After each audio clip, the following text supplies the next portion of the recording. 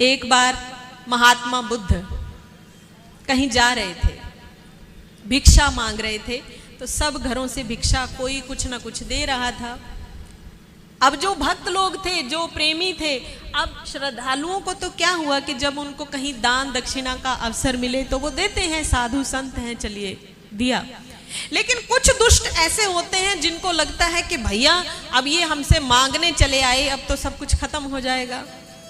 तो कहते हैं महात्मा बुद्ध सब घरों से भिक्षा मांगते हुए एक घर के आगे गए ना, कटोरा किया, तो अंदर से एक औरत निकली और उसने क्या किया, उसके घर में पशु थे, उसने बाल्टी में से गोबर का कटोरा भरा और महात्मा बुद्ध की भिक्षा पात्र में डाल दिया।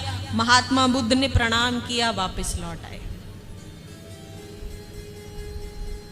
और उस पात्र में क्या था, उस घर से पहले महात्मा बुद्ध एक और घर में गए थे, तो एक स्त्री ने घर में खीर बनाई थी, उसने कटोरे में भिक्षा पात्र में खीर डाली थी, और अगले घर में उस स्त्री ने गुस्से में थी तो कटोरे में गोबर भरा और पात्र में डाल दिया। महात्मा बुद्ध कुछ नहीं चाप वापस आए। जब अपनी कुटिया में पहुंचे तो उनके शिष्य बैठे थे। उन्होंने देखा कि महात्मा बुद्ध के हाथ में पात्र है, नीचे खीर, ऊपर गोबर। कहने लगे महाराज ये इतना बड़ा पाप किस दुर्बुद्धि ने किया है? कौन ऐसा पापी, किसी को कुछ नहीं देना तो कोई बात नहीं, मना कर दीजिए, लेकिन ऐसा कौन पापी हो सकता है जो खीर के ऊपर गोबर डाल दे?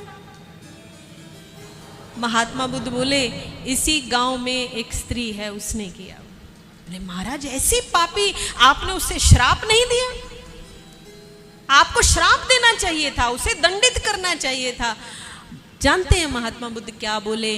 कहने लगे वत्स, मुझे श्राप देने की कोई जरूरत नहीं है, जिसके पास जो होगा वो वही देगा। जिसके पास खीर दी उसे खीर दे दी, अब जिसके पास है ही गोबर, जो है खुद गोबर, वो गोबर ही तो देगा, वो गोबर ही तो देगा। जिसके पास जो है ना वो तुमको वही देगा। जिसके मन में प्यार है तुम उससे बात करोगे ना, वो तुम्हें प्यार देगा, और जिसके मन में कुढ़न है, ईर्ष्या है, जलन है, दुर्बुद्धि है, तुम उसे कुछ भी मत बोलो, वो तुम्हें वही देगा। तो भैया दक्ष के मन में दुर्बुद्धि थी, पाप थी, लेकिन भगवान भोलेनाथ के मन में सम्मान था, प्रेम था, सम अवस्था थी, ज्ञान था, चित्त शुद्धि थी, समाधि की अवस्था थी, परा ज्ञान था, अध्यात्म विद्या थी, चित्त का एकाग्रता थी। उनको फर्क नहीं पड़ा, सती से आकर कुछ नहीं बोले, और सती को यह प्रसंग याद भी नहीं रहा। लेकिन दक्ष इसका बहुत बड़ा जो है हर्जाना भुगतने वाले थे। आप भगवान को कभी किसी को गाली, किसी इंसान को भी आप गाली देना, सोच समझ के देना, किसी इंसान को भी देना, खास करके उस इंसान को जो बदले में आपको कोई जवाब नहीं देता।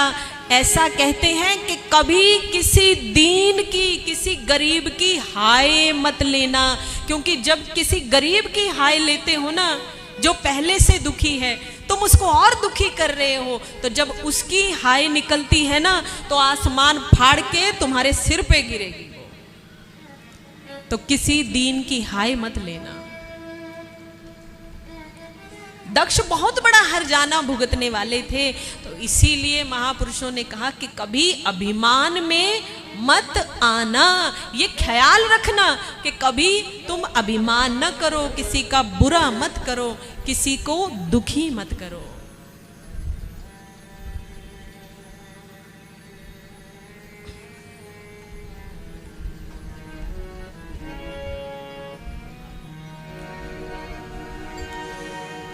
अभिमान में नाना,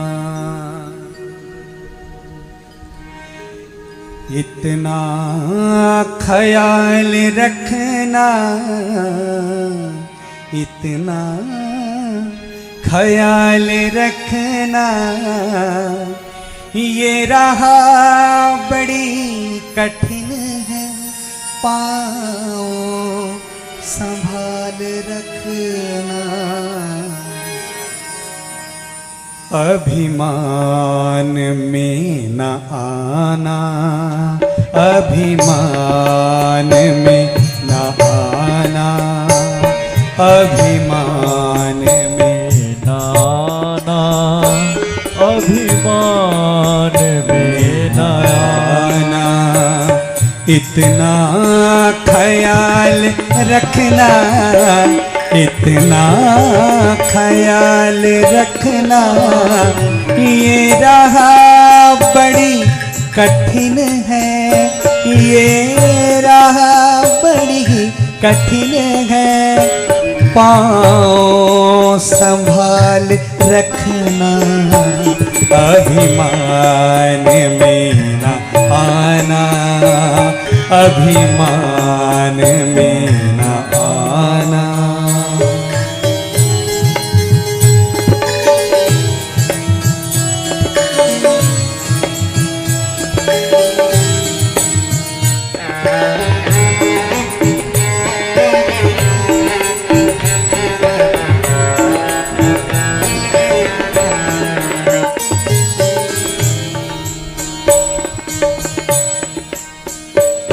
हर कदम पर मिलेगा दुनिया से मान तुझको,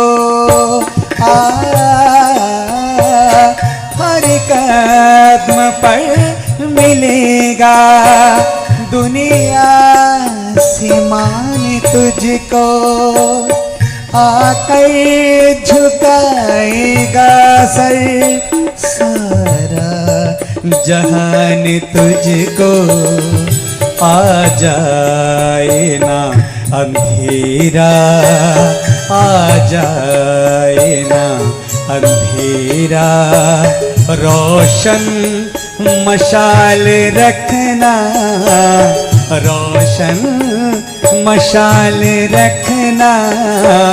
ये राह बड़ी कठिन है, ये राह बड़ी कठिन है, पाँव संभाल रखना। अभिमान में न आना, अभिमान में न आना।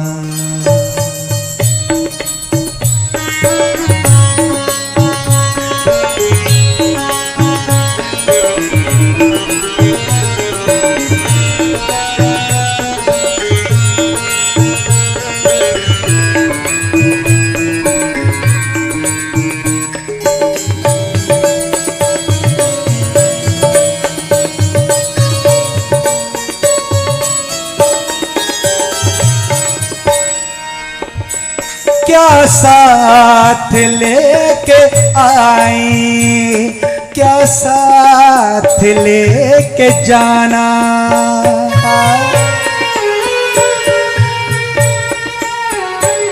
क्या साथ लेके आए, क्या साथ लेके जाना। कुछ भी नहीं है तेरा, झूठा है सब जमाना। अच्छा किया करम क्या, अच्छा किया करम क्या, खुद पर सवाल रखना, खुद पर सवाल रखना। ये राह बड़ी कठिन है, ये राह बड़ी कठिन है, पाँव संभाल रखना। अभिमान में न आना, अभिमान में न आना। इतना ख्याल रखना, इतना ख्याल रखना। ये राह बड़ी कठिन है, ये राह कठिन है, पाओ संभाल रखना, अभिमान में